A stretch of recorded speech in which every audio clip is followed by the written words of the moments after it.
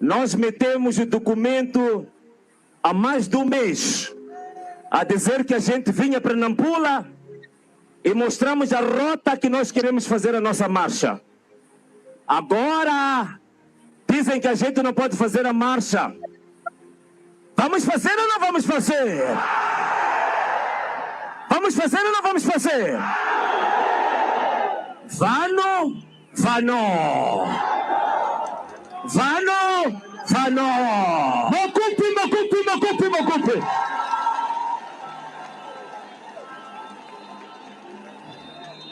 If you want to kill us, but we will fight. Se quiserem nos matar, matem, mas nós vamos para frente, não é verdade? Ladies and gentlemen, welcome to another edition, our special edition of the closing argument, where good politicians and serious politicians and educators come to do their closing argument. Before I go to our guest, let me go to Freedom FM, one of the largest radio station, television stations in Liberia. Welcome to our friend Morris. Welcome to the closing argument. Thank you, and welcome to every one of you and our listening public here in Liberia and the diaspora. Welcome to everyone. This is the closing argument here on Freedom FM 87.9. This is the closing argument on 87.9 FM in Monrovia. It's one of the largest radio stations. Ladies and gentlemen, you will be listening to us. Some of you may be able to hear us in Guinea, in parts of Sierra Leone and parts of Cote d'Ivoire. The Republic of Liberia is covered. We say welcome to Freedom FM. We say welcome to our parent station, Truth FM 96.1, Care Radio. Liberia is covered. West Africa is covered. Let me welcome our guest. Let me start with Miss Elizabeth Kuna. Elizabeth, welcome to the show. Thank you. Thank you. Thank you for having me. Excellent. Let me welcome the Honorable, our former retired politician, State Representative Dolores Hogan Johnson. Welcome to the show, ma'am. Thank you. Thank you. Hello, everyone. Hi. Thank you very much. Let me turn to Elizabeth Kuna. Can you please welcome our folks in Mozambique and those that speak Portuguese? Can you please welcome them to the show? Of course, of course. Boa tarde, Moçambique, e boa tarde, povo moçambicano. Boa tarde também para aqueles que nos assistem de outros cantos do mundo, não é? Sejam bem-vindos ao nosso show, The Closing Arguments. The Closing Arguments é uma televisão muito famosa aqui nos Estados Unidos e temos hoje a honra de receber a Sua Excelência Presidente Venâncio Mondlane. Obrigada. Sejam todos bem-vindos. Thank you very much, ladies and gentlemen. We have gone international. We are now English, French, and now we have added Portuguese.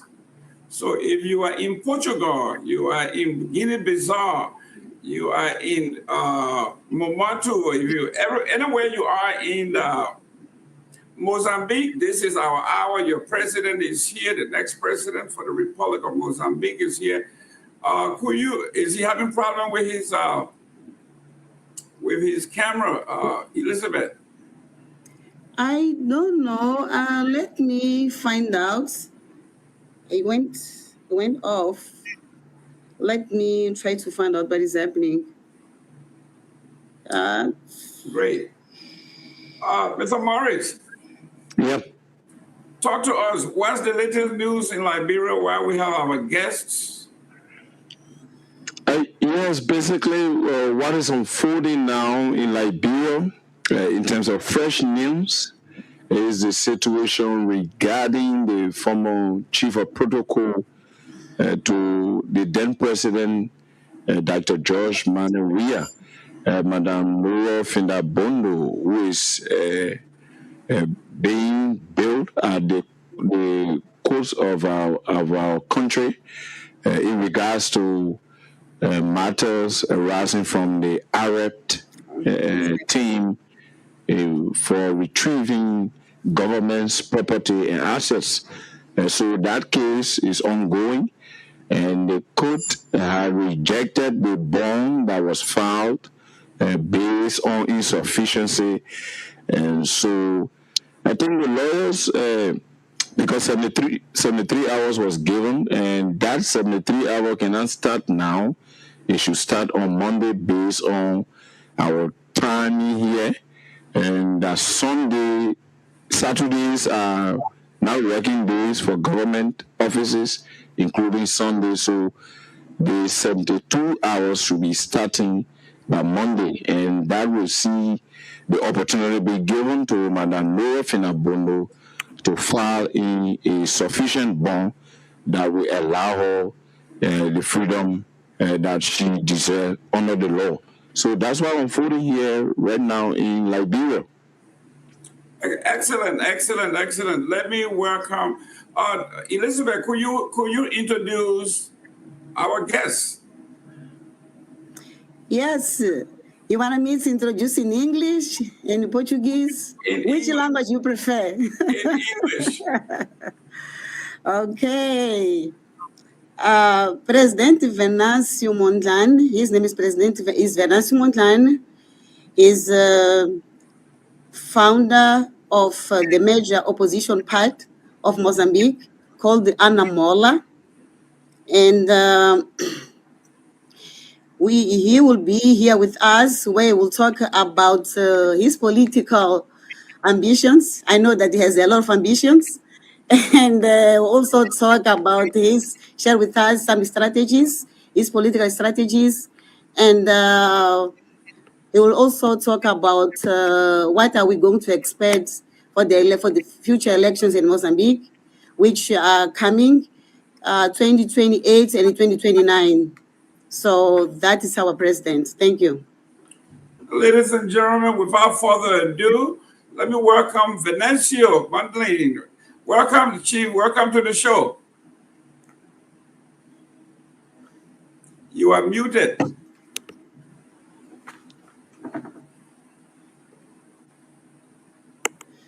You are muted. Yeah, he's still muted. He's still muted. Yeah, you are still muted. There's something wrong with the sound. Yeah. Madam Kuna, can you just remind him? Yeah, I will. Okay. He may have some problem. Let me. Yeah, while you're working on that, let's play some of the campaign video. Okay. Thank you very much. We got folks in from Botswana. That's great. Botswana, our folks in Botswana, thank you very much for tuning in. Let's go to some of the campaign video. Alguém aqui quer desistir? Alguém aqui quer voltar para trás? Quem quer ir para frente? Quem quer ir para frente? Quem vai marchar hoje? Quem vai marchar hoje? Meus amigos, vamos! Vamos! Elelo! Elelo! Elelo! Uma salva de palmas bem forte para você.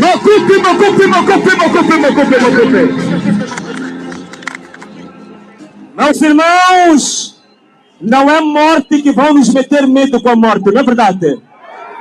Dispararam, já dispararam para nós. Nós desistimos. Pisar, já pisaram em nós. Nós desistimos.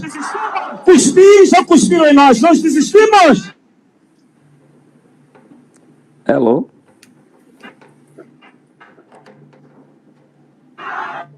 Amarrar, já nos amarraram. Nós desistimos.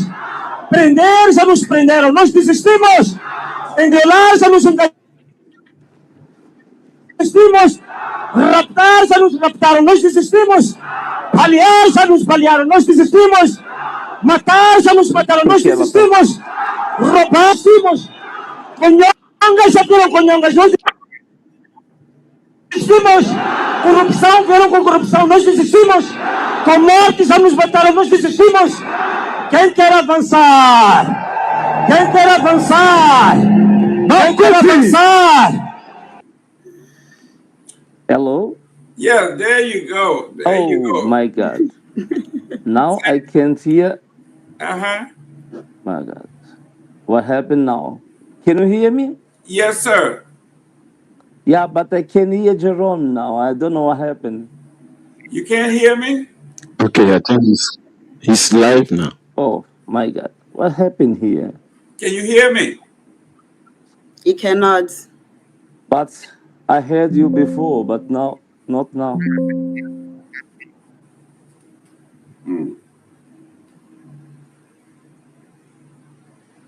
Can you hear me? You are muted. Can you hear me now? Yes.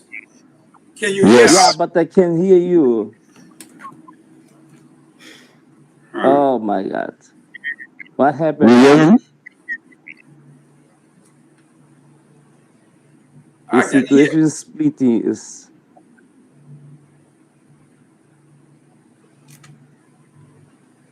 Okay.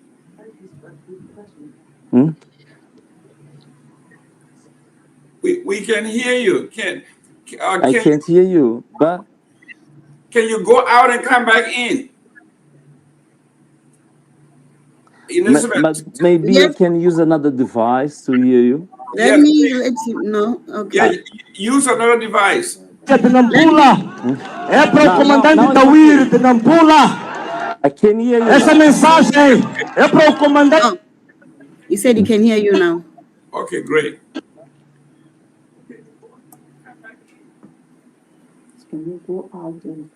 Yes, okay, I'll do that. Yes, okay. Can you hear me Okay. now? Yes. Okay, great. Welcome to the show.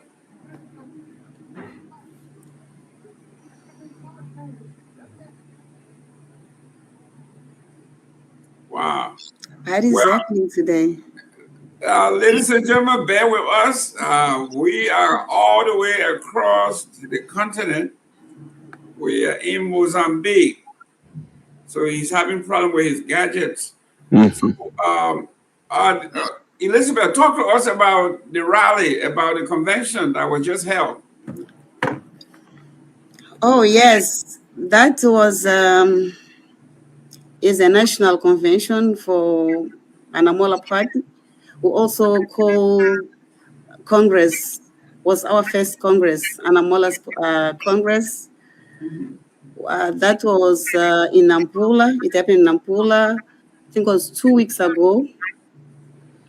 And that rally that we are seeing, we had three sections. The first was we have two. I'm sorry. The first section was the rally on Saturday, where he had to welcome the people. And Saturday we had the elections. Saturday was the rally, and then Sunday we had the elections. So that's the elections that we had was to elect the president, because before he was not. He was an interim president. We need to have elections for him to become officially president of Anamola. So that was the convention about. And we also, of course, elect other borders of the party. Yes, that was it. Thank you. Now I think that I can hear you. No, I can hear you now. Can you hear me now? Yeah, Mr. Gina, you go muted. Can you hear me? Is it going Yes, I muted? can hear you. Okay, good. Let's get going. Okay, guys, we have spent a little time trying to adjust our gadgets. Please share the show and send in your comments. We are reading the comments at the comment. Listen, I'm going to speak slowly. Yes, you must. Yes, I have to speak slowly. so you can understand. Same thing to you. You speak slowly so we can get the message across. Venâncio, introduce yourself. Where were you born? Who are your parents? Introduce yourself to West Africa. Okay, yeah, thank you very much, Jerome, Professor Jerome. It's a pleasure to see you. My sister Dolores and my coordinator from United States, Elizabeth Kuna. And I think the Maurice as well. It's a pleasure to be here with you in this platform. And my name is Venâncio Mondlane. I'm from Mozambique. I am 52 years old. And I was born in a Frelimo Party family. When I spoke about Frelimo Party, I'm speaking about of the ruling party in Mozambique. But now I have my own party called Anamola. I was a former candidate to the president's election in 2024, and I won the election in Mozambique. But the regime, the ruling party, rigging the votes, and the people protest against this situation. And we had in 2024 a very severe protest against the fraud election in Mozambique. And my lawyer was collecting the evidence to submit the appeal to the Constitutional Council. While he was collecting these evidences, he was assassinated with 25 bullets in his body. In the following day, I invite a national uprising. And that day, the regime tried to kill me. And I was forced to go into exile during 3 months. In exile, I continues to promote the protest against the fraud election. And in 2024, probably I can say that we had the biggest, the most extensive popular mobilization in our country has ever seen.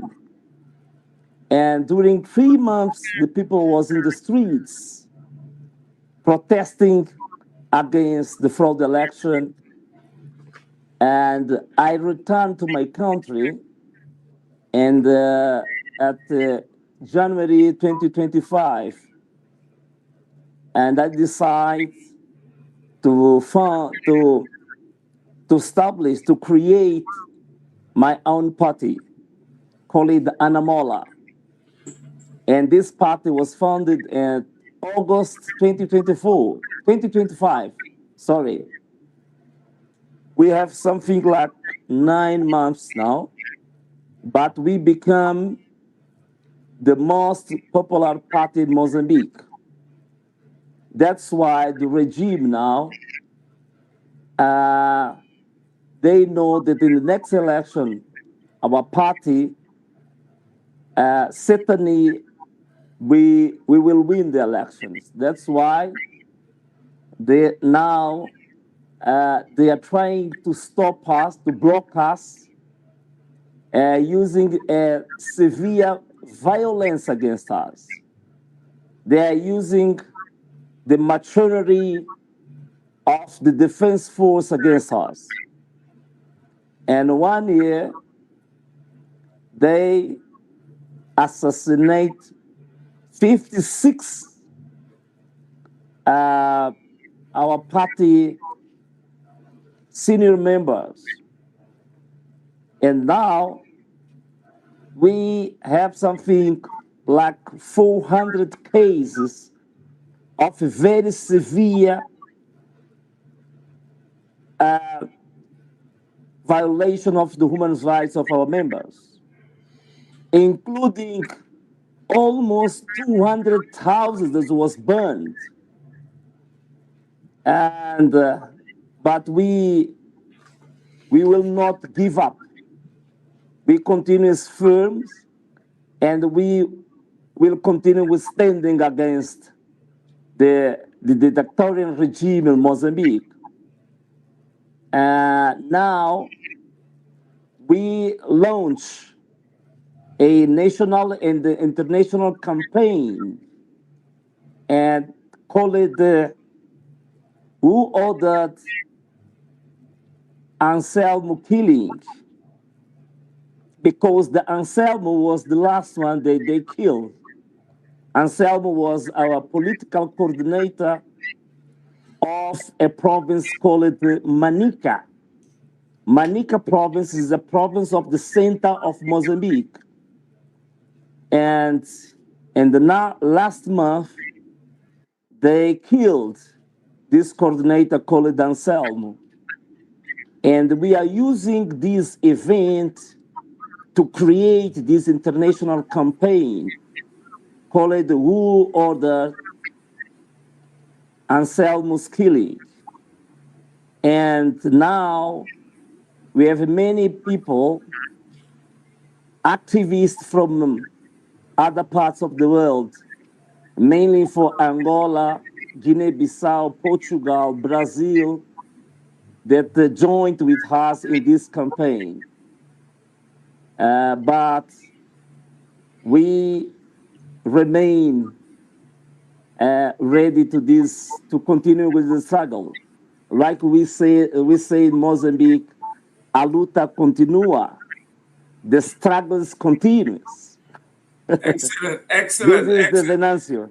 Yes. Excellent, excellent. Ladies and gentlemen, if you were in Liberia way back then, you would have understood when he said "a luta continua." You know what it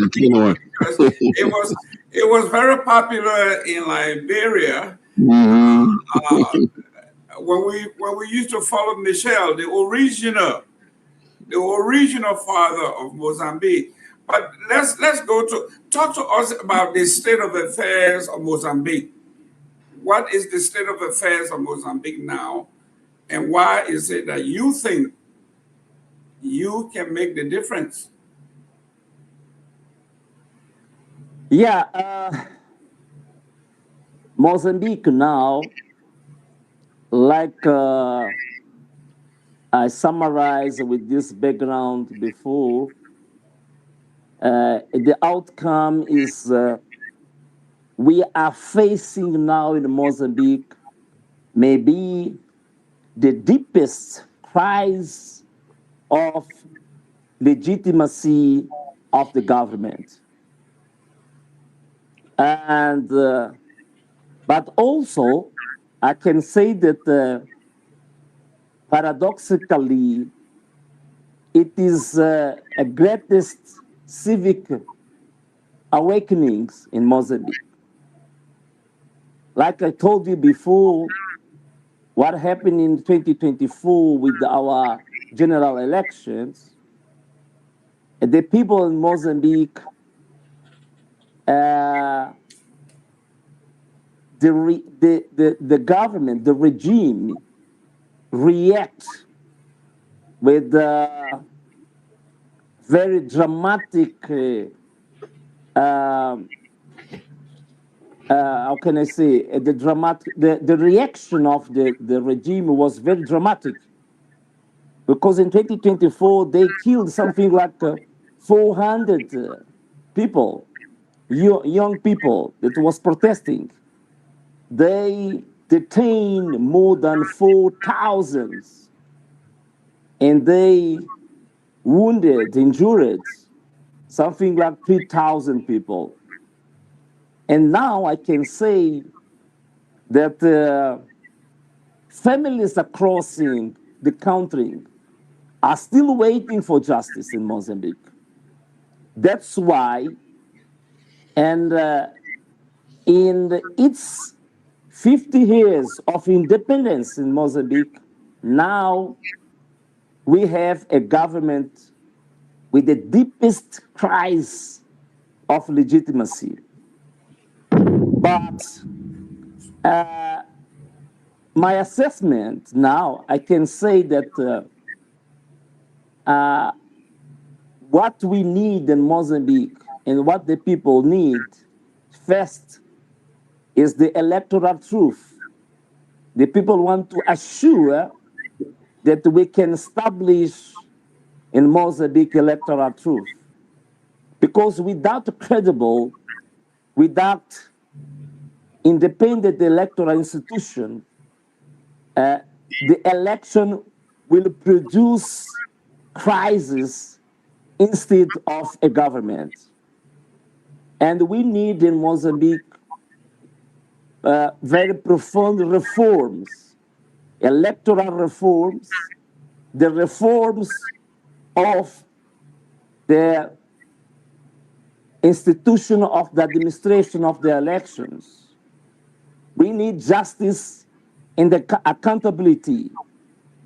We need in Mozambique the economy for the people.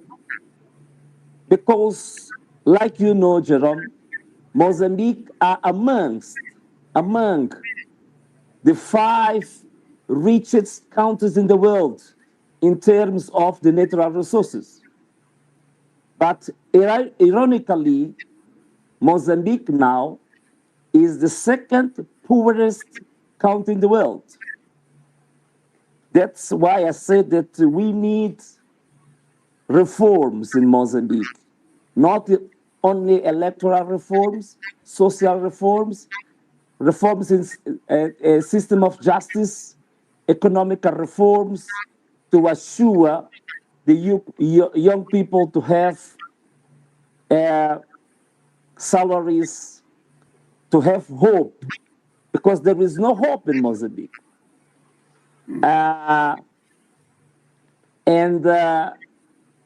What I expect in my country is to change the situation. And the new generation of Mozambique, despite of everything, I'm hopeful that the situation will change.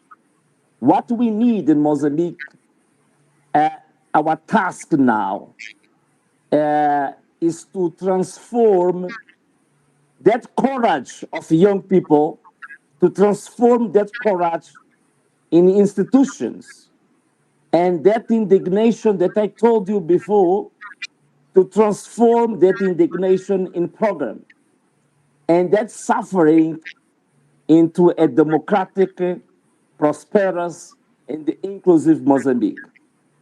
This is my assessment. The first assessment. Excellent. Listen, you are. I wish my Portuguese was as good as your English. Your English is perfect. I'm trying to survive. It's all right. You do good. Let me work on.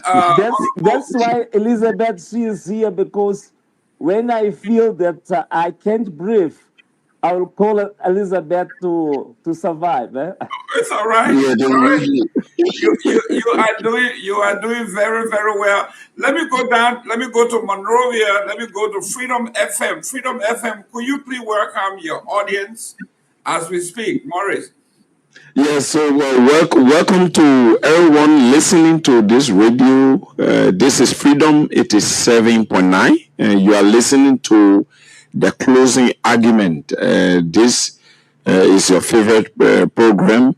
Mr. Jerome Gime is on, and Honorable Venâncio Mondlane, the incoming president of Mozambique, is live. Madam Elizabeth Kuna is also live. The retired politician Delores Johnson is also live. So welcome to the platform. It is 7.9 Freedom FM. This is the closing argument. Back to you, Mr. Jerome Gime. Thank you very much. Let me welcome Mozak Dennis. The greatest photojournalist out of Liberia has just tuned in. Thank you very much for tuning in. Custodio Mondlane said, keep up the great work. Just keep it up, Mr. President. Samuel Holloway said, wow, interesting. Anna Malala, Africa, Aluta Continua. Thanks, President Venâncio, Dr. Peter Dayangwe. We have here Flex Electronics. He said, Boa Tati. They are speaking Portuguese here. Eddie Jai Eddie, he said, Anna Malala, enough is enough. And we will recognize you as we go along. Let me welcome our retired politician, Honorable Dolores Hogan Johnson. Welcome to the show, and welcome our incoming president from the great country of Mozambique. You are muted. Dolores, you are muted. Sorry about that. Thank you. It's so much going on here. Welcome and congratulations, sir. I will pray for your victory. Thank you very much. Thank you very much. Yeah. And one of the key things, I'm sorry, go on. Go ahead, Dolores, go ahead. Oh, all right. I started going to Liberia with Jerome right after the Civil War in 2004. So I have been a long-time educator. And as I told the people in Liberia, and I say it here too, and I say it to you, that an educated nation and a healthy nation is a powerful nation. So once you're in, and we're going to speak positive, once you take office, please make sure, I know it's tons of stuff to do, but those are two key areas that must get the best attention and intensive attention: education and health. Excellent. That is our retired state representative from District 84 in Florida. She has traveled all over many parts of Africa, Liberia, Ghana, everywhere else. So she has a wealth of information, like experience in Washington, D.C., the state capital, Tallahassee. She's been all over the place. So Venâncio, you have a good friend in Honorable Dolores Hogan Johnson, someone you can pick up the phone and call, and she will listen. But let's talk about your convention that was just held. Talk to us about your convention. What was the takeaway, and how do you intend to marry the convention with Anna Malala Global? How are you going to do that? Okay, thank you very much, Jerome. Yes, our convention held in Nampula province is the north of Mozambique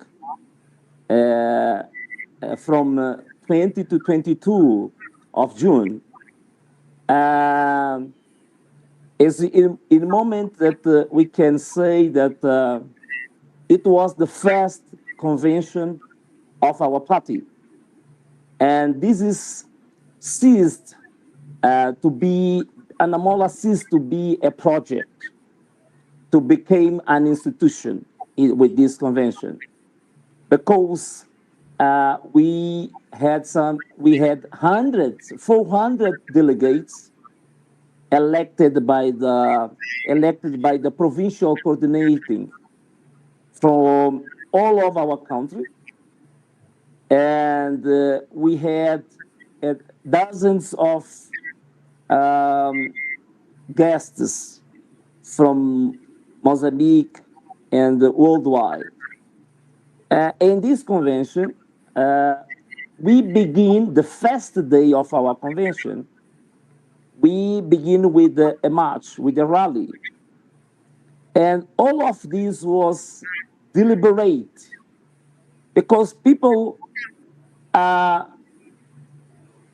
question us why in that such events you always start with the rally. You start always with the march. In Nampula, we start with the march, with people, with thousands of people. More than 5,000 was with us in this march.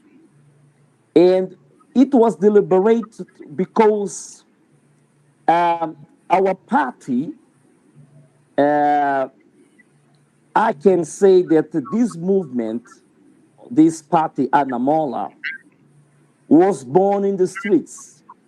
Like I told you before, in 2024, we had a national uprising with the youth, with the poor people, with the very humble people in the streets, fighting for democracy, fighting for against the fraud election, fighting for the lack of democracy in Mozambique.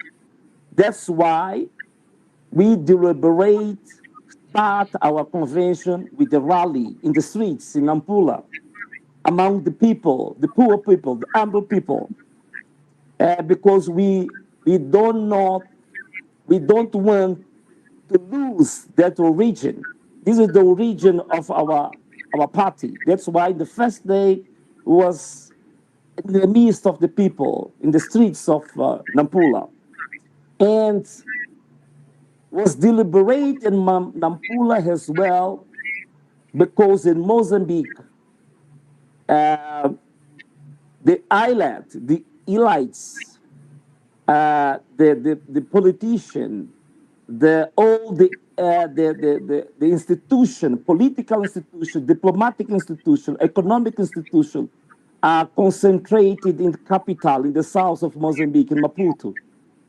And we went to Nampula to give a sign that our party is not a part of Maputo, is not a part of the elites, is a part of the people.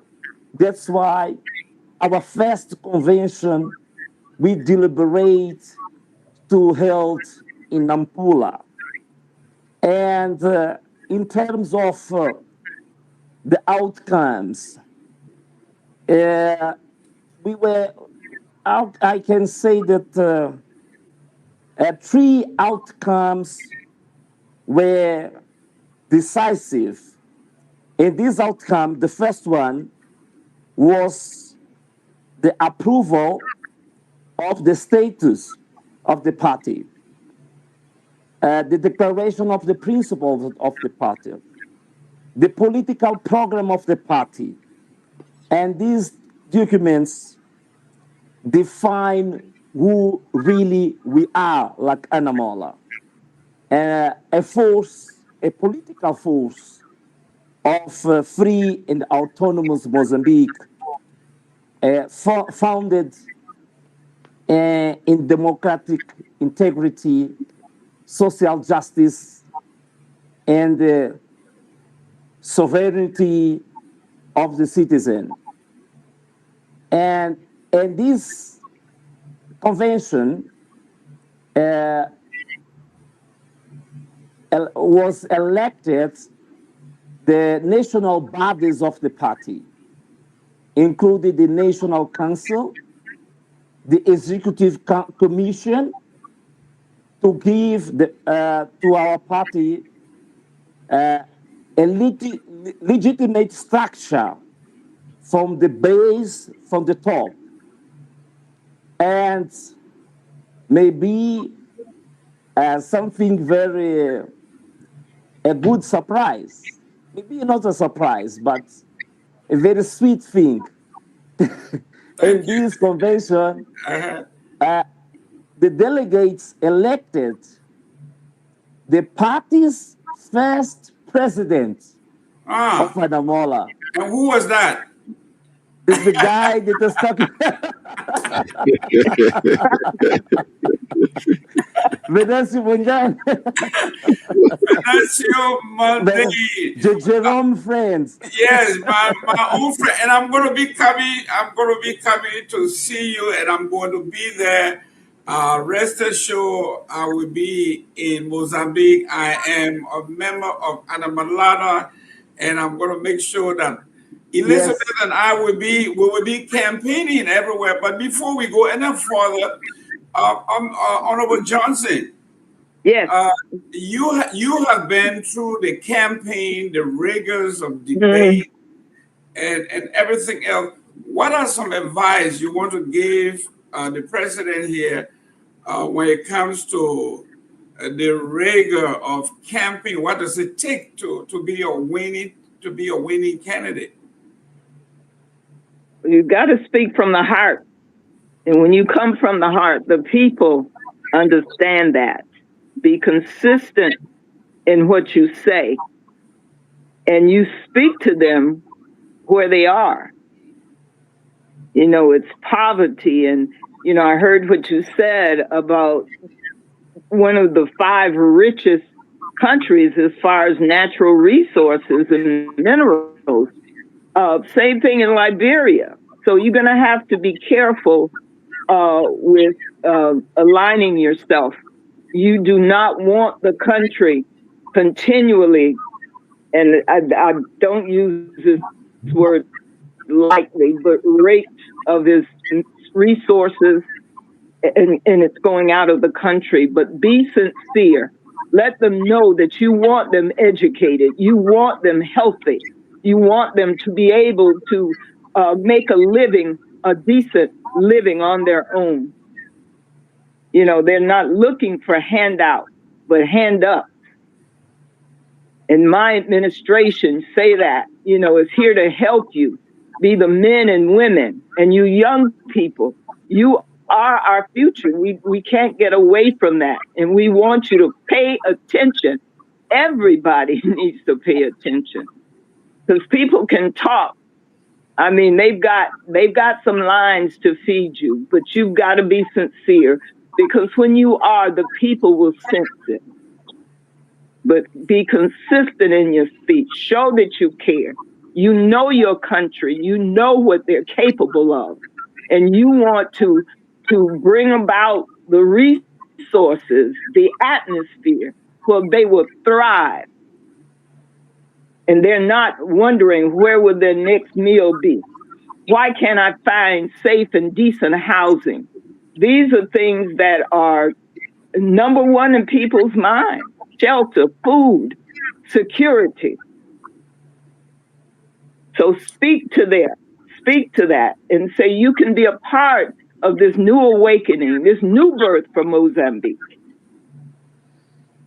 Excellent, excellent. Now let me I'm going to go to Elizabeth, but before I go to Elizabeth, I want you to think about it. Take time and think.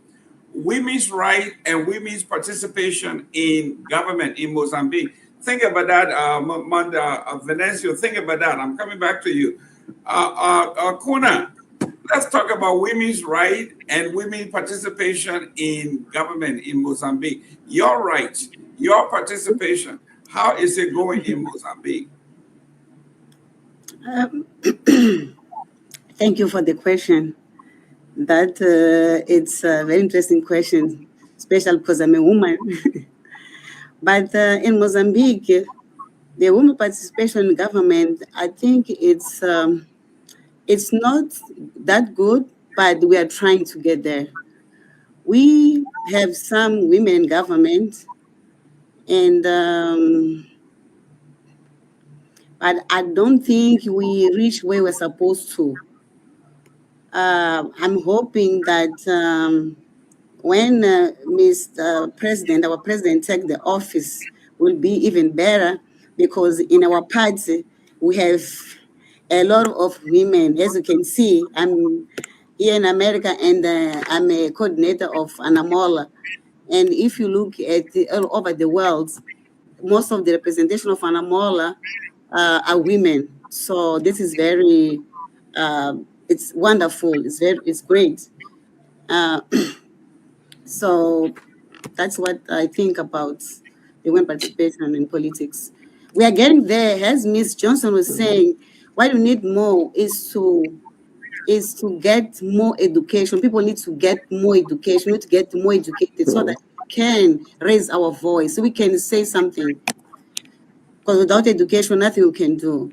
We need more. We have to invest more in education as well. Thank you. Excellent. Now, Venancio, I'm looking at you as the president. What are you doing for women to uplift women? We need, we need women. They are in the majority. They are good thinkers. They are balanced. They are mothers. If you educate one woman, you educate the entire nation. What is your policy on women in politics? Yes, Jerome.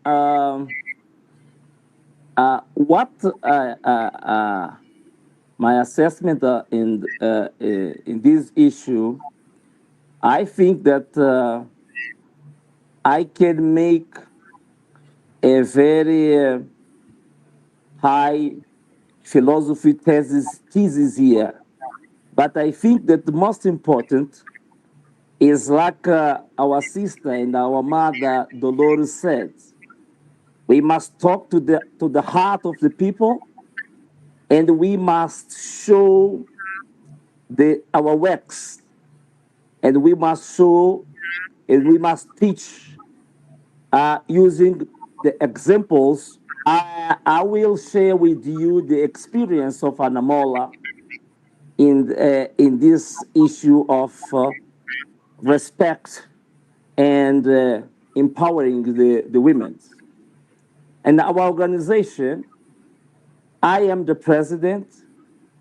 We have a body very important that is executive commission. In this executive commission, half of the members are women. And the spokesman of this commission is a woman as well. And we have in our party 5 social organizations in our party. The organization, the social organization of the youth, the leader is a woman. We have the organization of the women. The leader is a woman. We have an organization of the elders. The leader is the women. We have an organization called VMSET Movements. The leader is a woman as well.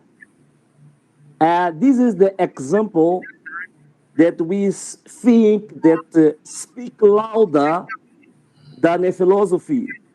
And what we manage our organization is what we want to prove that we will do and we want to do when we reach the government in Mozambique.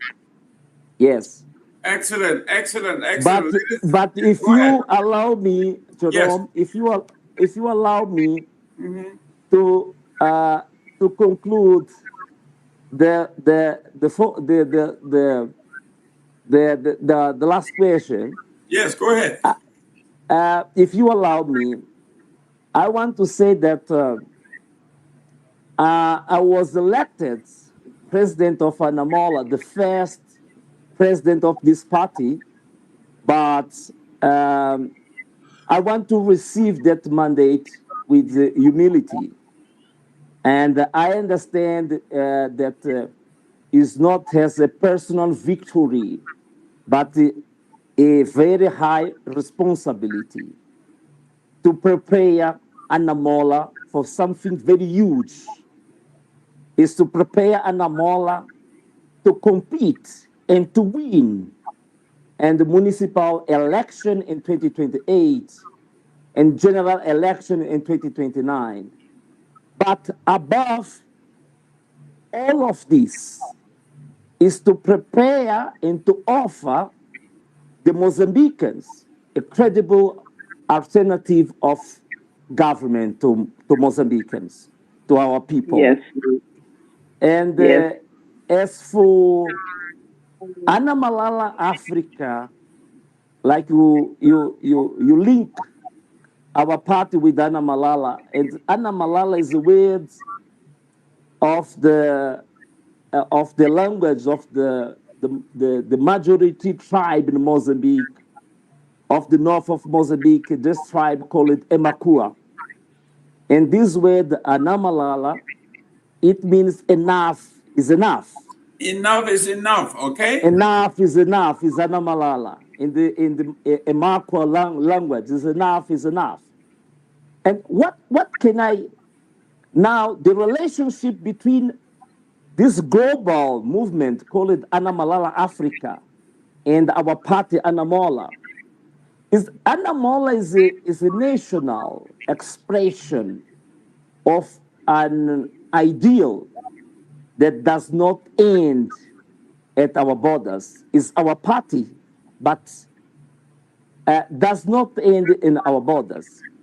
Anna Malala, I can say that begin like an ideal of the Mozambican people, the affirmation that the suffering of the people shall end. And that cry of the people of Mozambique speaks to the Africans everywhere who face captured states, stolen election, and the economy that enrich the elites while the nation remain poor.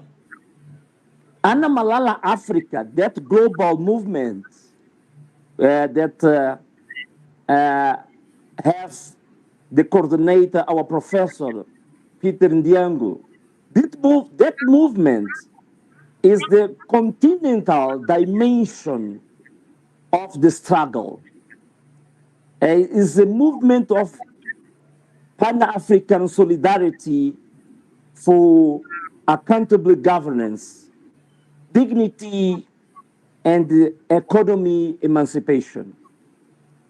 I can say that Anna Malala fights for Mozambique, and Anna Malala Africa connects that fight to the renaissance of the whole continent.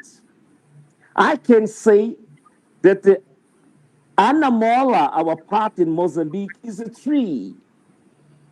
Anna Malala Africa is the forest. To conclude, thank you very much, Jerome. Excellent, excellent. Now, you're talking about Anna Malala being the forest. Let's talk about the marsh and marsh in South Africa. We see xenophobia. We see everything. Talk to us. What is your feeling about what's going on in South Africa? Yes, thank you very much. As the South Africa now is suddenly became a very famous country in the world due to this, the xenophobia. Some people call it Africaphobia or black phobia. But I addressed a message 2 days ago to this movement called the March and March, and addressed a message as well to the all Mozambicans living in South Africa and all Africans from other countries that are living in South Africa. In this message, I said that I understand and the struggle of the March and March. We understand the situation of the people of South Africa because we have got some more or less some maybe 30% of youth people in South Africa that are unemployed. But I told the March and March movement in South Africa that when a citizen stand together against the injustice, mismanagement, against corruption, against poverty, we are more strong. And we can say that we have the same focus.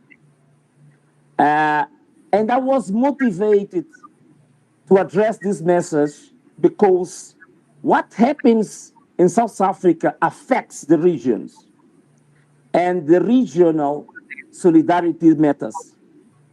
And what I told to the March and March movement, I said that the struggle,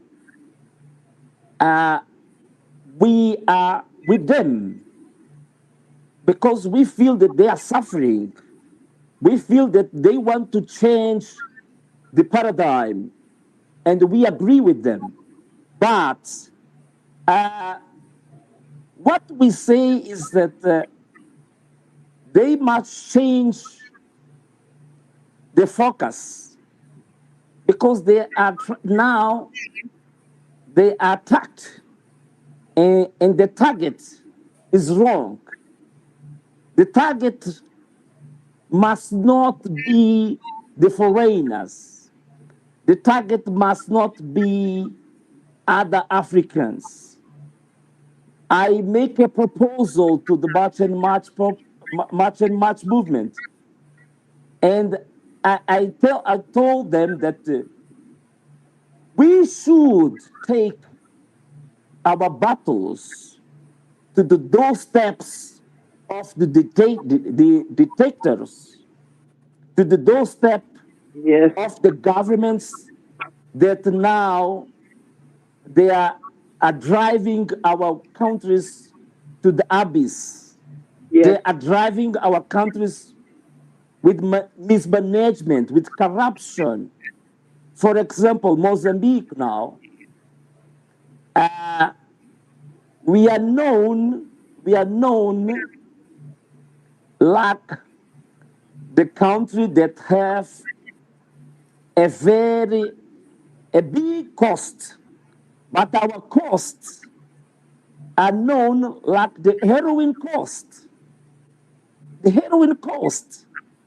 And the brother of the former president of South Africa, called Mondlane Mbeki, he wrote a book, and that book, he said that South Africa is facing a huge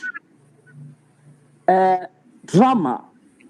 This huge drama is related with the youth people that are devastated now because there are a very big, they are consuming a drug called Nyayope, that they mix heroin with marijuana, with other drugs. And that heroin that are devastating the youth people of South Africa are coming from the coast of Mozambique.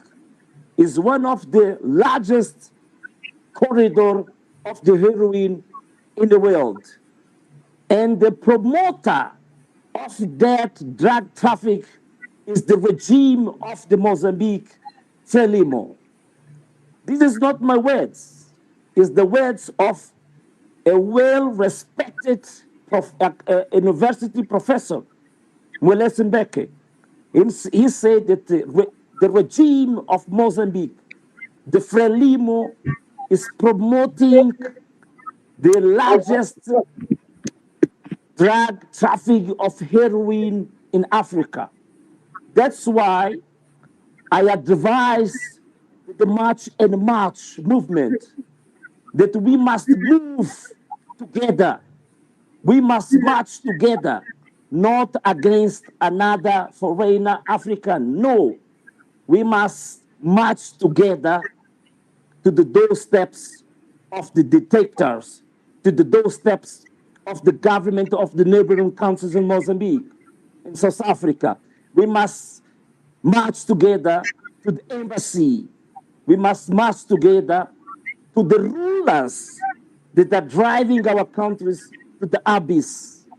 This is my message to the March and March movement. We understand the concern. We understand that they are suffering. We understand everything, but we must change the paradigm. The enemy is not the foreigner. The enemy is not your fellow brothers. The enemy is the rulers. The enemy is the ruling parties in Southern Africa. I have a book here of a university professor called The Liberation and Corruption in Southern Africa. And he described how the ruling parties like ANC, Frelimo, ZANU-PF, Shama Pinduzi, they drive our countries to abyss. And these ruling parties betrayed the ideals of the struggle of the people of Africa. And in that book, I like a word that he mentioned from Nelson Mandela. Nelson Mandela said in the 1997 that the ruling parties, the liberation parties, they developed something very dangerous that Nelson Mandela called the carrierism. They don't look at the mission. Like my mother said, Dolores said that to be a leader is a mission, is a purpose. It's not a profession. It's not something that we can call a careerism, like Mandela said. It's not a careerism. It's not a profession. It's a mission. It's a purpose. It means that the Liberation Party now, they betrayed the purpose. They betrayed the mission. Now the focus is the prosperity basis in looting the national wealth, looting the African wealth. This is the problem now. This is why I address this message to the March and March movement. We must understand the problem, the enemy are the rulers, the enemy are the governments, the enemy are the ruling parts that betrayed us, and they are looting the wealth of the African people. Wow. Thank you very much, Jerome. Morris, if you can mute, that would be fine. I think you said something that is very familiar. You are saying they are looting, and the government, based on the research by the universities, that the southern part of Mozambique, the drug trafficking in Mozambique is being sponsored by the powerful elites, the government. Is that what you just said? Yes. And do you know something? In Mozambique, they can accuse me that I'm making propaganda.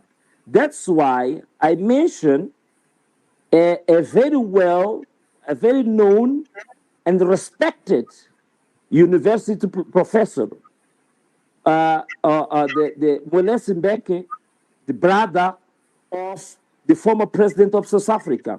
He wrote a book and they explain with all the details how the ruling parties sponsored the drug traffic, mainly the heroin in the Southern Africa region.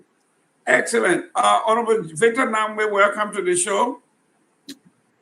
Thank you, Mr. Gamer. It's good to be with you. Mr. Venâncio Mondlane, welcome. It's good to have you. Shall we say benvindos? Am I saying it right? Benvindo. That's correct. Benvindo, yes. It's good to have you. Ms. Kuna, we had you yesterday. It's good to have you again back. And also Ms. Johnson, it's good to see you. Ms. Morris, how are you? Thank you. And Mr. David in the back. So welcome. I was listening to you in the back, and I'm really impressed. If you don't mind, for a male of my age. Oh, Okay, while he's adjusting his mic, Mr. Morris. Yep, Mr. Gilman. Let's look at. I think you just heard what he said. The reason I'm turning to you, I don't want you to opine because your audience. I know you're busy, but he said something. He said the drug trafficking trade in South Africa is being sponsored by the upper echelon of power. It sounds familiar. I think Liberia is going through something similar.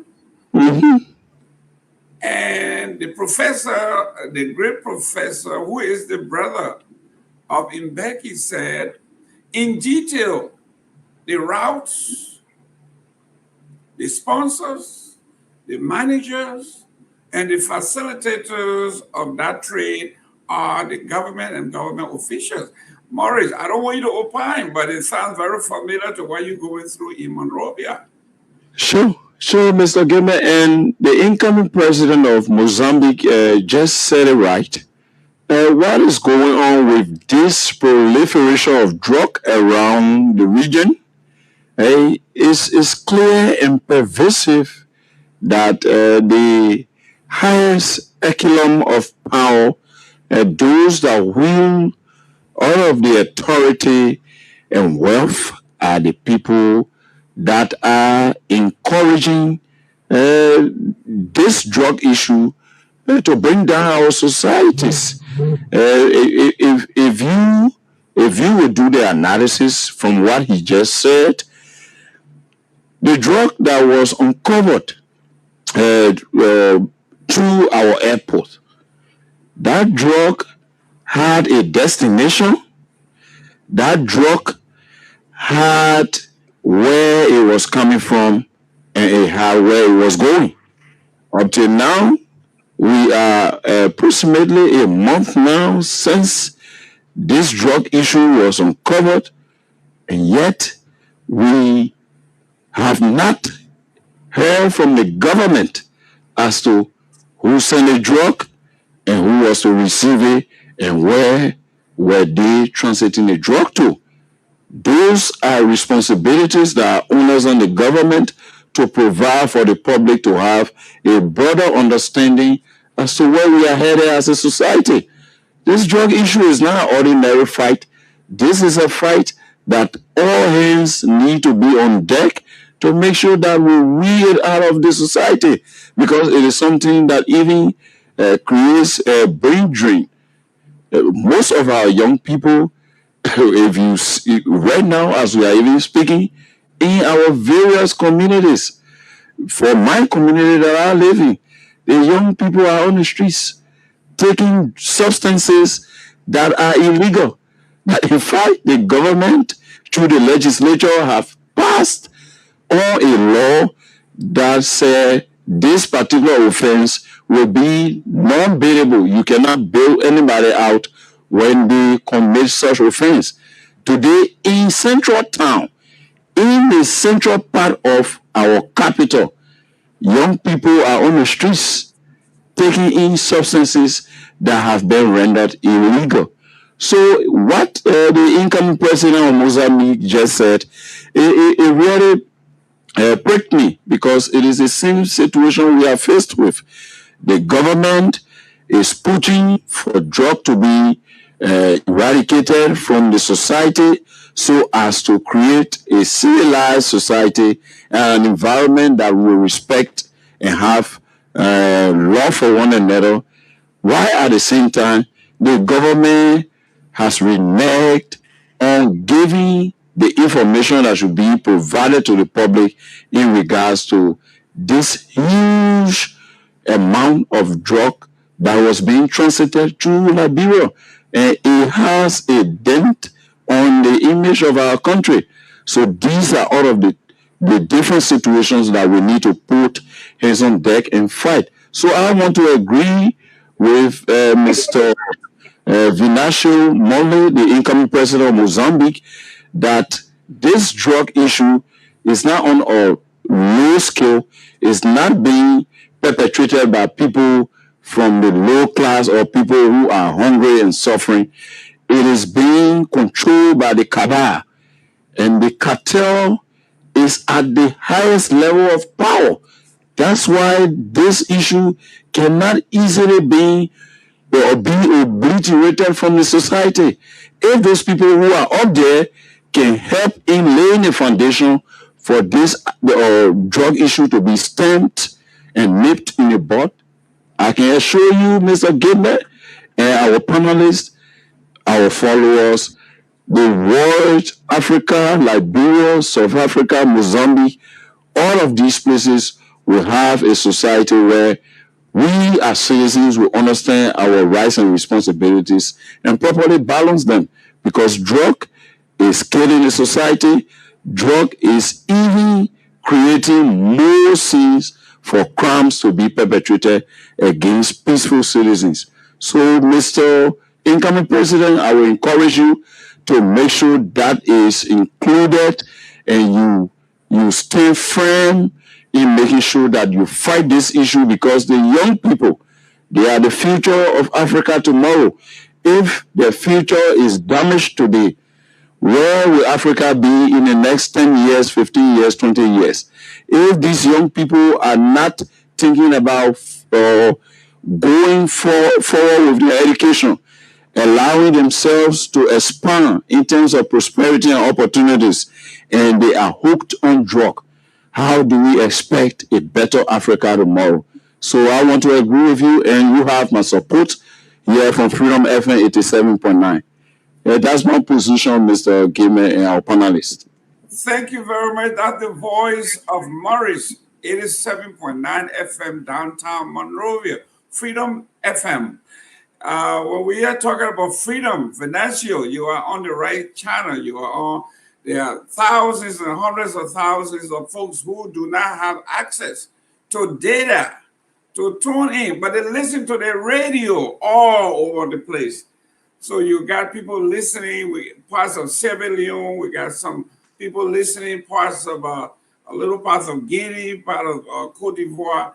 So everybody's listening to you, and you touched a nerve when you said the drug issue is not for the little people, is being controlled by power. There's somebody who is responsible. There's no way in Liberia you're going to have $20 million worth of cocaine to come to the airport, to leave the plane, to get into the warehouse, to have everything without the security, without intelligence, without the police, without the drug. It has to be at a very high level. So yes, Venâncio, that's one language you spoke that everybody understands, that we have to fight this. It's a cartel. We have to fight. Elizabeth, you are a young woman. You are in graduate school at American University. This is your generation. This is your cause. This is your fight. How do you communicate with young women who look at you as role model? Thank you again, Mr. Jerome. I really agree that it's a very, very sensitive issue, and it's very also worried issue. Everyone is worried about that. As you hear President Venâncio saying, our cost is called heroin cost. This is not a joke. That is serious. If young people, they start, they're smoking drugs, they're getting drugs, what generation are we going to have in the future? That's right. What kind of generation are we building for the future? So we keep doing our job. We have our groups of where we mobilize women and try to speak with them to give themselves away of this kind of habits. It's not easy because this, as we're saying here, is part of the system. It's not. It's not something that we can. It will be easy to fight, but we have to fight, and we're fighting for it. So I believe that we have to continue to do something. That's not only for women, but for men. Jerome, also, you have to be part of it. You have to talk to women, young women. You have to talk to young guys as well. And let's fight. Let's fight against it. Thank you. Excellent. Honorable Johnson, Yes. you've been in this for a heck of a long time. You Yes, were Lord. activist, you were everything. What will you advise the president about narcotics, illegal drugs? You are muted. It has. Oh, No. You're clear now. Go ahead. can you hear me? Okay. Continue to speak about it. As I said earlier, encourage the young people that future is yours. We will not be in leadership and power forever, but you cannot get involved with drugs. You do not give your power to an inanimate object. If you allow drugs to take over your life, then you have no future. Mozambique has no future without you. But we need you to be clean and sober and healthy.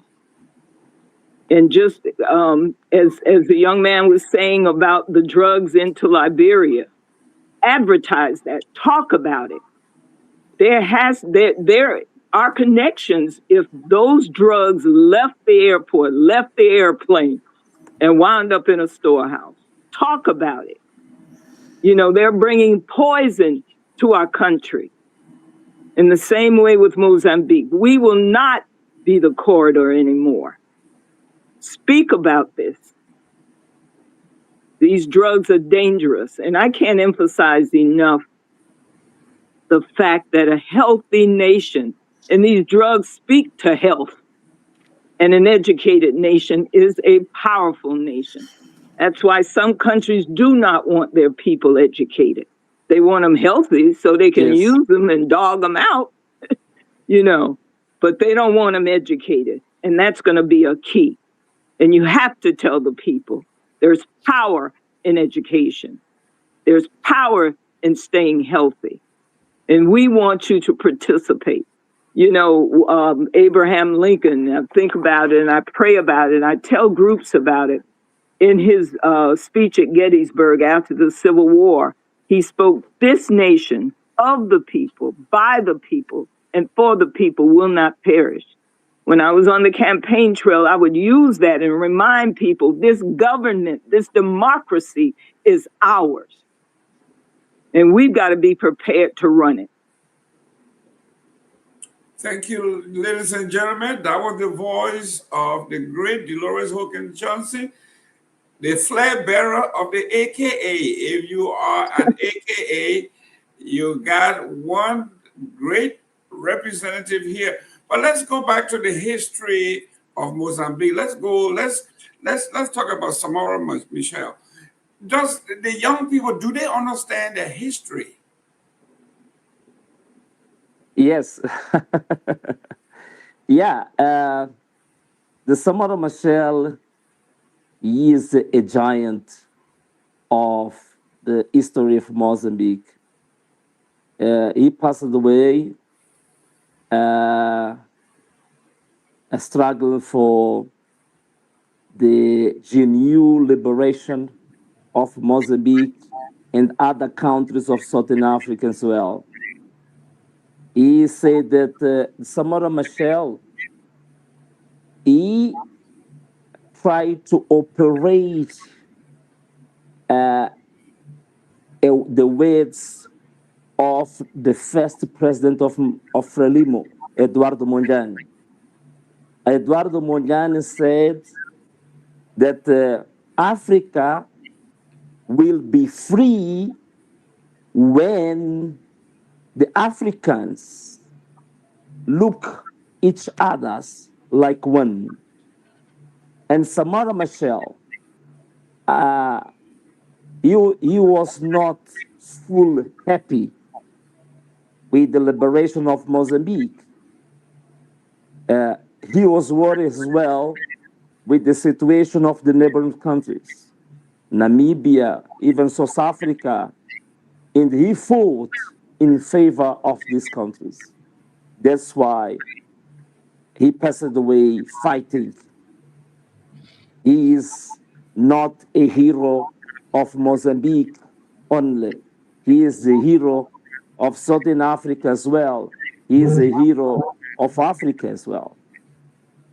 And if you allow me, I want to share with you the book that I was talking about, that described with all the details what happened with the liberation parties in Southern Africa. This book is written by the author is Peter Aine, and it's Liberation and Corruption. We find here all the details, how the liberation parties drive our countries to abyss, drive our country to collapse. And what happened now, all the countries surrounding South Africa are collapsing, and all the countries find a valve in South Africa, because there is a communicating vessels within the countries in Southern Africa. That's why if our countries are collapsing, the people seeking for a solution in this valve is South Africa. That's why I emphasize the message for the March and March movement in South Africa, to understand the problem is not a foreigner. The foreigner are victims, and they become twice victims when they kill a fellow, because he is victim in his own country, because he is forced to go to other country. He is become victim twice when he find a shelter. That's correct. When he found a shelter in other country, and they kick him again. And I advise to March and March movement to understand that the problem is the system. The problem is the communication vessel between the countries that are collapsing. All the countries are collapsing. If we don't understand that the problem is the rulers, we will kill each other. Like I told in the one of my interview in the largest private television in South Africa, I said that we are killing each other due to the beans, but the problem of the country, of our country, is not beans. It's something very huge and systematic. But we are focusing beans, and we are killing each other, looking for the beans.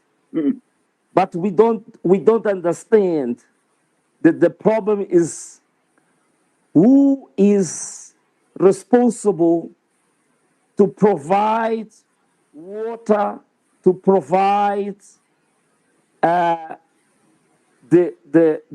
better and the proper conditions to grow the beans. And if you allow me, in this book, I found a word, very interesting word, from the well-known bishop, call it Desmond Tutu.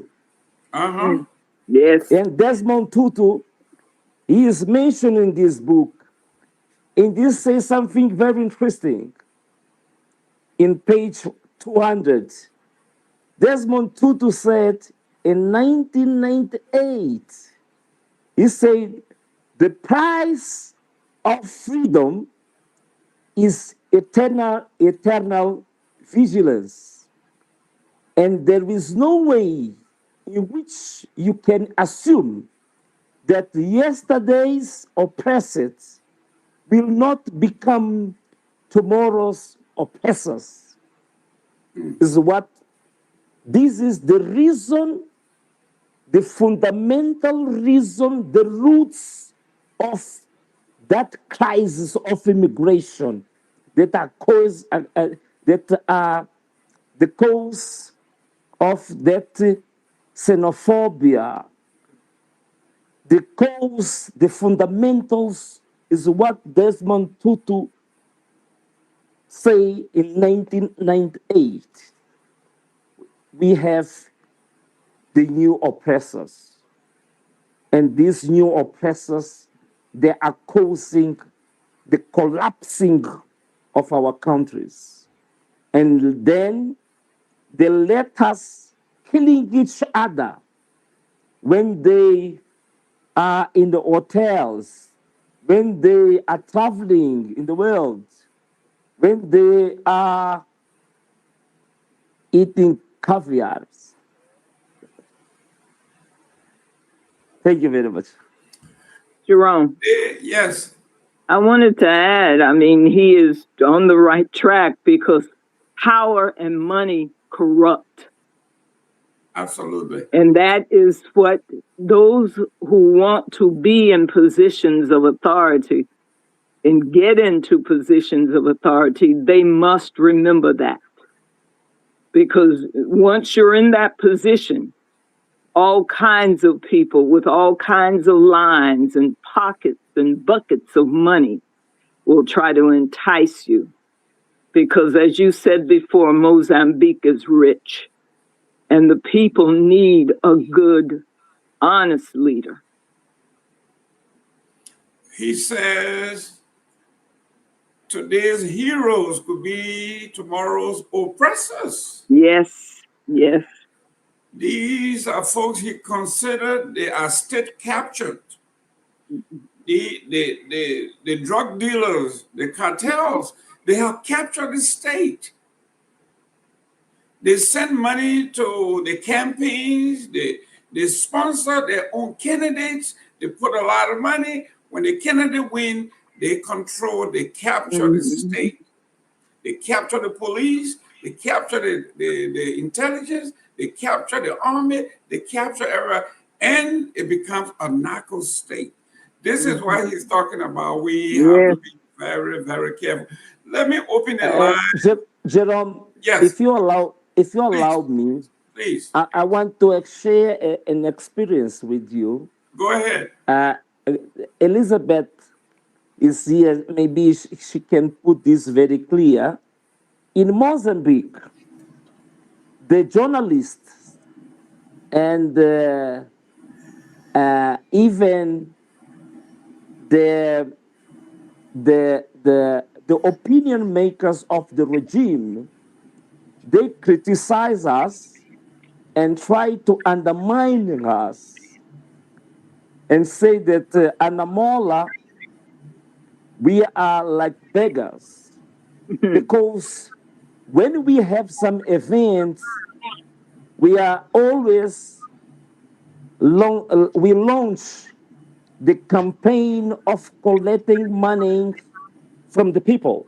And we launch the campaign and we say that we have an event and we ask the people to send money to us. And they say that we are like beggars.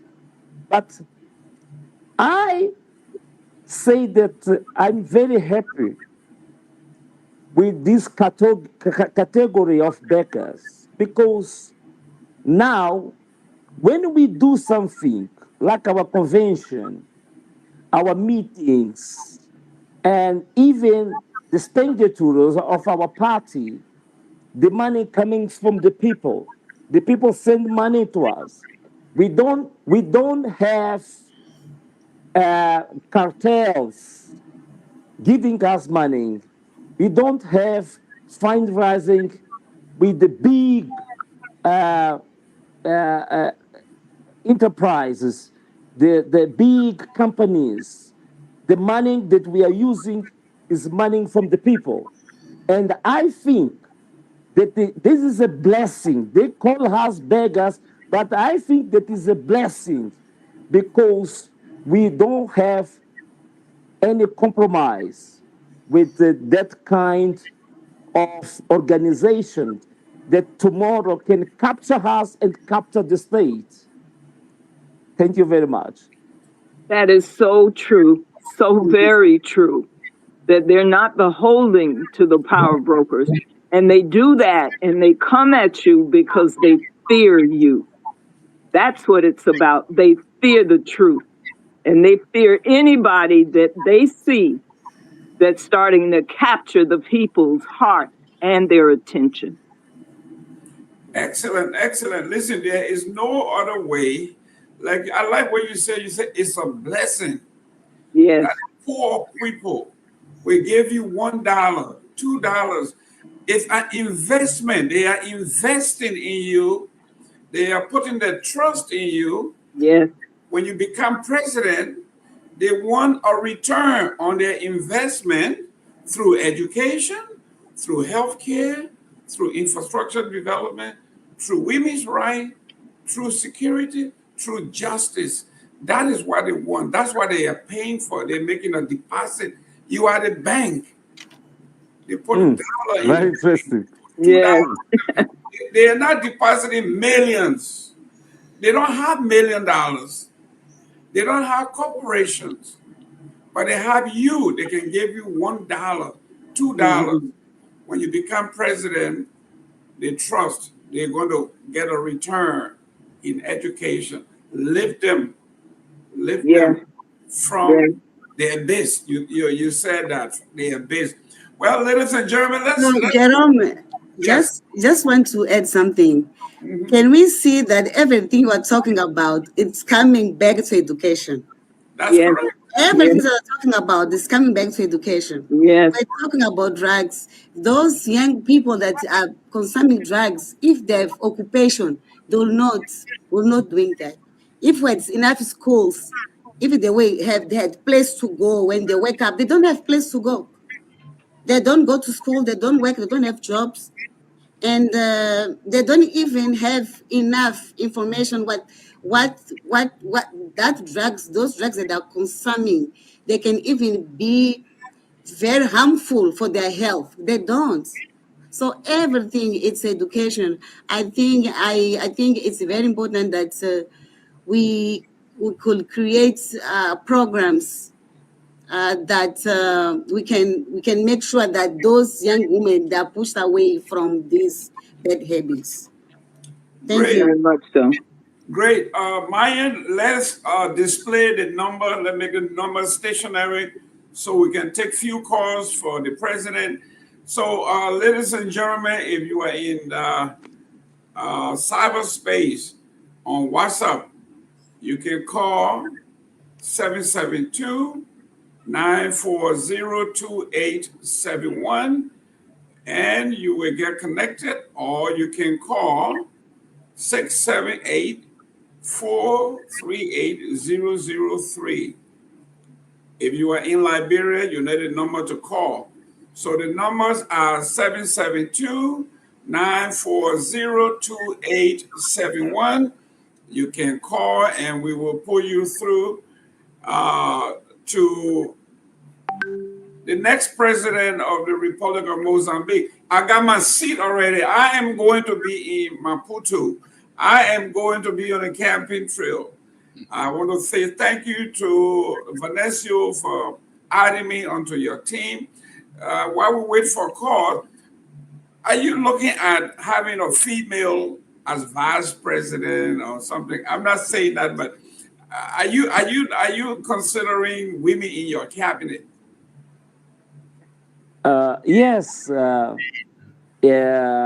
In fact, our current political system don't have a vice president. Okay. But like I told you before, Jerome, it's very easy to make philosophy. It's very easy to make a thesis, but most important is to share the what the facts and examples that we have in our organization. And now our organization, the position of decision, very serious decision. Okay. Oh, okay. 1 minute. 1 minute, Doc. Your name and where you calling from? Antonio Mashingar from the United States. Go ahead. Good afternoon or good evening, wherever you are here in the United States is good afternoon still. Yes. And I just had a question for the President, Venâncio Mondlane. Please go ahead. Yes, Mr. President, good afternoon and nice to hear from you talking on the program. I just wanted to ask you a question in reference to, and just wanted to know where we are with the process of helping our brothers and sisters who are being deported from South Africa, and how much more do you need that perhaps we can support to make sure that our people are being well taken care of in our territory of Mozambique? Thank you. People are being Yes. deported from South Africa. What is it that Anamalala how is doing for the people? Thank you very much, Antonio, from United States. Now, our party, we, before the deadline that was established from the March and March movement, like Anamola Party, we wrote a lot of letters to the government of South Africa, to the parliament, to the main parties of South Africa. Even we wrote to the SADC, Southern Africa, to the African Union as well. We wrote a lot of letters, try to advise these organizations to establish a summit to avoid bloodshed in South Africa. This is the first interventions with institutions that we made before. But now, the first day that we receive many Mozambicans, not only Mozambicans, in our terminal buses in Mozambique, we receive people from Mozambique, people from Malawi, from Zimbabwe in our country. And the Anamola was the first party, I repeat, the first party and first organization that we gathered our members to help and to feed people that was in bus terminals in Maputo presence. And we have got in my page, in my official page, you can see a lot of pictures of members of my party feed people with water, with meals. And now, yesterday, we find a way to have some trucks to take people from Malawi to the 30 province. The 30 province have a border with Malawi. and we hired some trucks to take these people from Tete. It means Anamola, we are not worried only with the Mozambicans. We have our vision is to enlarge our activities not for Mozambique, but our vision is to support as well the Africans that are in need. Is what I can share with you, Antonio. What was the activities of Anamola to do something to help the people that are in need coming from South Africa. But all of this, I said that we was the first institution because in the first day, when our people cook some meals to feed that people, the police blocked us, block our members, and forbidden our people to feed people are in need because they said that the wife of the current president, when he see our live broadcast, she said that she want to be the first one to feed these people.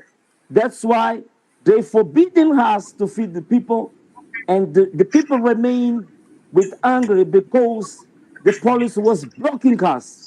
But in the end, they allow us to feed these people, to help these people, and to give them a hug. Thank you very much, Antonio. Thank you. We got another caller. Your name and where you calling from? My name is Virginia. I'm calling from the USA. Okay, go ahead.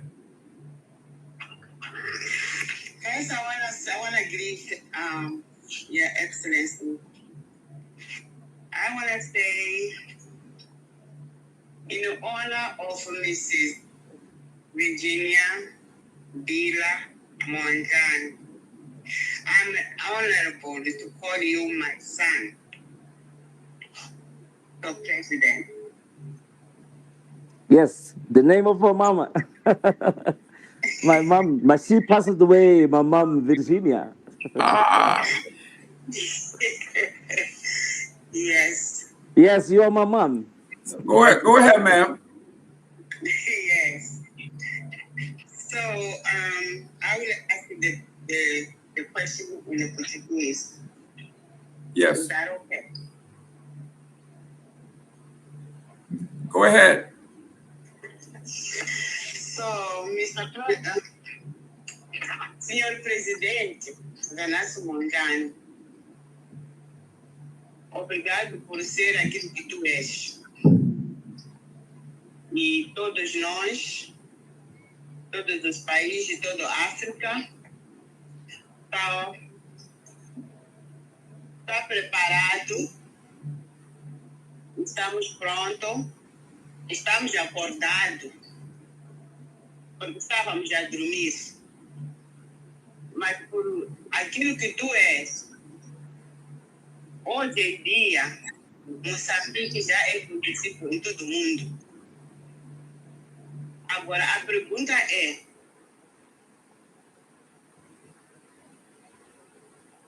qual é o primeiro ou a primeira coisa que você vai fazer no dia? Porque eu sei que vai ser presidente, que vai ser presidente do Moçambique. Qual será o primeiro ponto que o senhor presidente vai mudar para o povo moçambicano? Essa é a minha primeira pergunta. Thank you very much, Sister Virginia. But Can I translate this, Zaina? Yeah. Yes, Elizabeth please. can translate. Yes, the time from my end, the time is up. Yes. It's 11 o'clock, so I will be leaving you people and to join you on Monday. Please, and your parting comment to the president? Mr. President, your priority should be education. An educated society allows a civilized environment where all of these excesses are controlled and stamped and nipped in the bud, and they do not surface for the generation to crumble. So, Mr. President, education first, education last. Educate our people so that their minds be expanded on the happenings of modern times. Thank you, and God bless you as you go on with your campaign. Thank you very much, Freedom FM, our 2 hours. Thank you very much for being with us. We'll see you Monday, guys. Thank you very much. But we will remain on Truth FM and Care Radio and Television. Yes,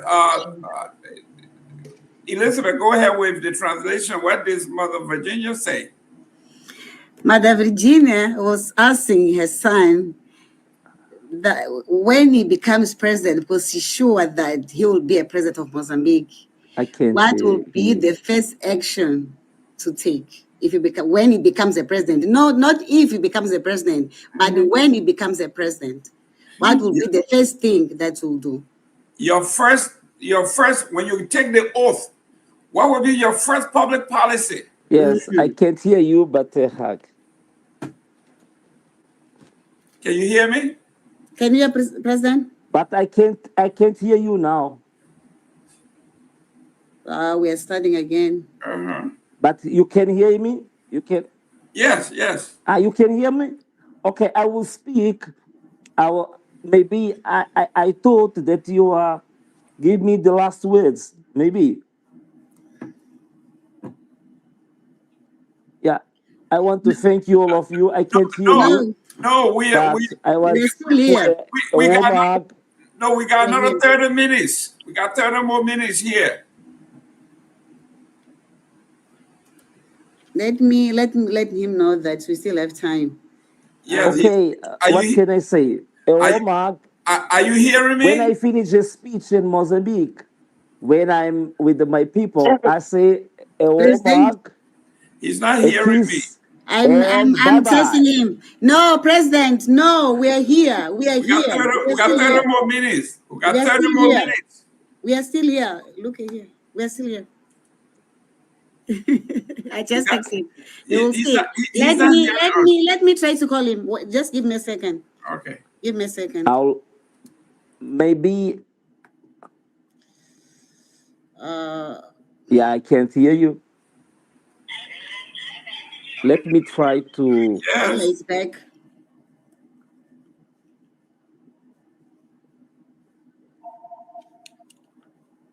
Okay.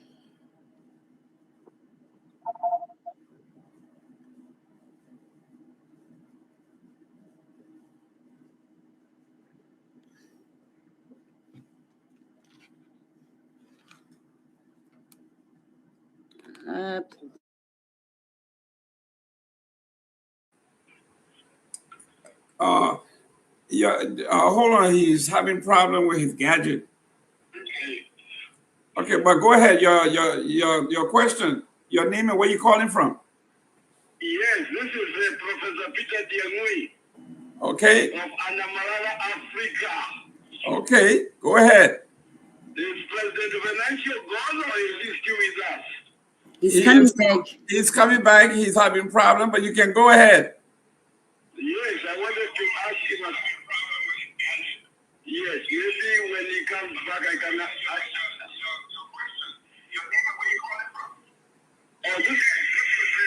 Okay, call back. Okay. Guys, if you are calling, please turn off all your other gadgets. You can't be watching and calling at the same time. We're gonna have problems. That's what we're having issues with. You have to either listen and call, but you cannot listen and call. Victor, welcome back. Johnny, welcome back to the show. The president is here. We got another 20 minutes for him to be with us. We asked for 2 hours. He's been here 2 hours, but we give us 30 more minutes. Hopefully, can you hear me, Doc? Venâncio, can you hear me? I know you're struggling. I don't think he can hear you. Yeah. No. Elizabeth, tell him to go out and come back in. Yeah, he just Johnny, did it. welcome to the show. Hopefully you've been listening, Johnny. Yes, I've been listening. I'm very much interested because I'm one of those who think that we need to have a new generation of leaders on the continent of Africa. He's And 52. following, are you hearing me? Yes, I think he's only 52. Yeah, I mean, that's what I'm saying. We need to have a new generation of leaders on the continent, and we have few of them already. We have Tuareg, we have Boko from Botswana, and we have few of them on the continent. So we hope that we can have more young people on the continent. That is why in Liberia we have a candidate of the same young age, Edo and adult already, Mr. Dr. Clarence K. Monimba, who is also interested in being Liberia's next president. I just wanted to know from him how is he trying to identify people of like mind on the continent to see how they can collaborate and work together in the interest of Africa. Okay, we are still having problems. Somebody's mic is open. We got several people be calling. We can't bring them on because they want to talk to the president. So can you translate my message to him if he's coming on now? He's coming. Yeah. Can you hear me now? Yes, I can hear you now. Great. Johnny, let me welcome Johnny. Johnny is an anthropologist, sociologist, culturalist from Liberia, and he traveled all over Africa. He knows his interest is culture, our cultural preservation. We also have Victor Nangbe. Mr. Nangbe is an old revolutionary, just like we are. We all follow Michelle when in the 70s when we were in school, even we were kids. Samara was a big deal in Africa, in Liberia. It was, so yes. We are very glad to be in that orbit. The question he's asking is, you have like-minded people, young people like you in different countries in Africa running for president. Are you networking with them? Are you in contact? Who else are you in contact with in other countries that are running, that think like you, that behaves like you, somebody that you have a lot in common? Are you networking? Are you connecting with other Pan-Africanists? Yes. Yeah, this is the challenge that we established for ourselves after the convention. We want to reinforce our network, diplomatic network. I know in Malawi there is a young man there. He is the son of the former president of Malawi, Bakil Muluzi. He is running now for be the president of Malawi as well. But we are now, how can I say, we are in the stage of reinforce. We are in the beginning now. Our party now have only nine months. Our party was funded in August last year, but we thank you for this advice.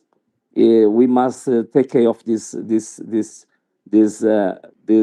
issue, and we will reinforce. That's why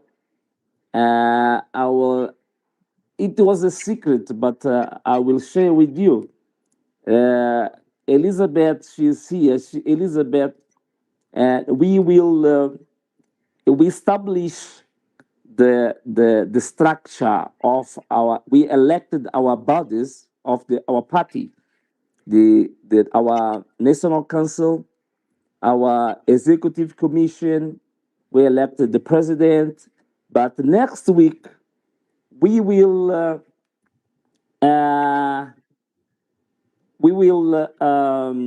indicate our coordinators for different departments. And one of the departments that we will indicate the coordinator is related with the foreign affairs. And Elizabeth will be will be the coordinator of our foreign affairs of our party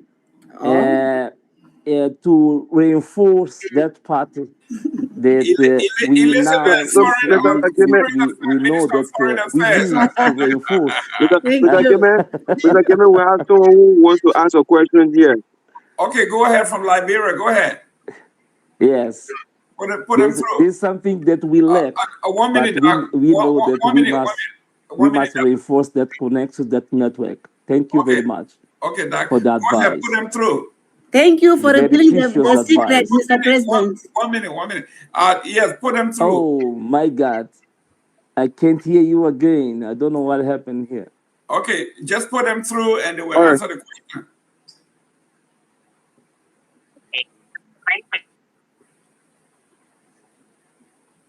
Oh my God.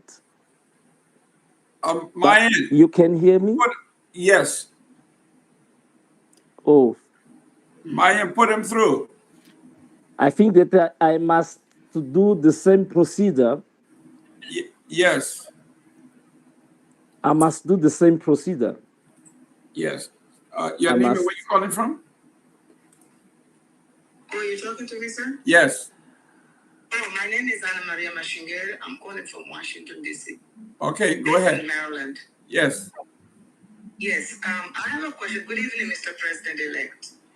I have a pleasure to meet you in a Zoom before, but first and foremost, I wanted to say congratulations of everything that is happening with our country and our people. And I would like also to congratulate my sister Elizabeth. I know her personally. The work that she's been doing, she's really a tough cookie. And she's fighting for the people, and I know who she is. She's fighting for the right things, because we all know where we are and where we're coming from and where we're going. But I know God is leading our president-elect to go to the right path.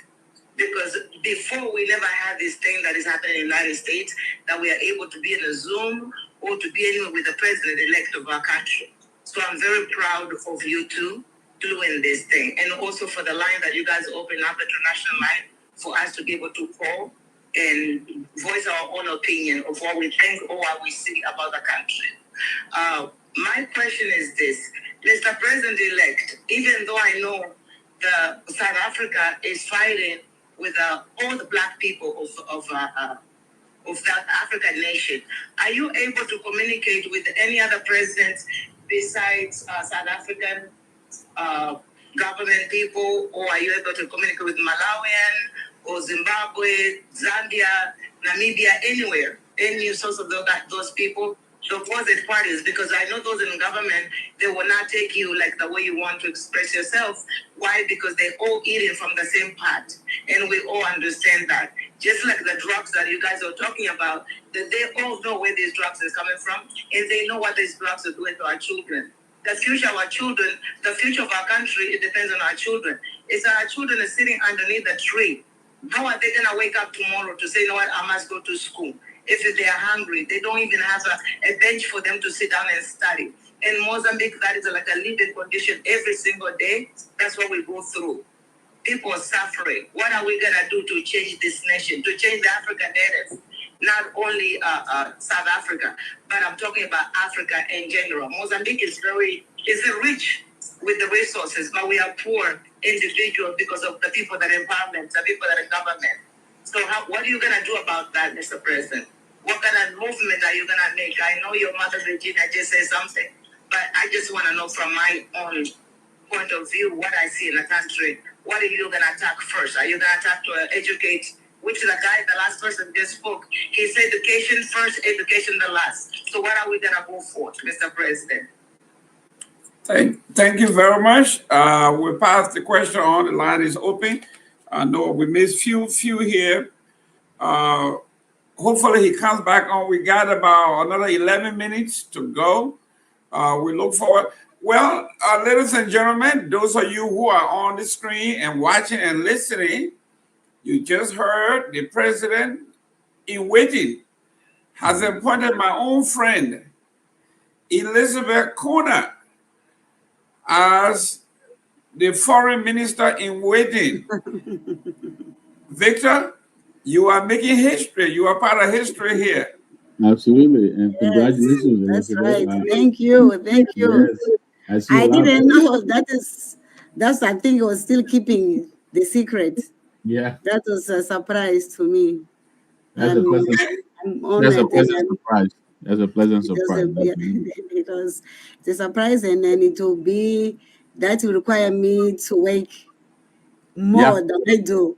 Absolutely, and we were just talking It's a big about responsibility. what's happening in South Africa. I'm sure that's going to demand a lot of your attention now, as the the foreign minister designate.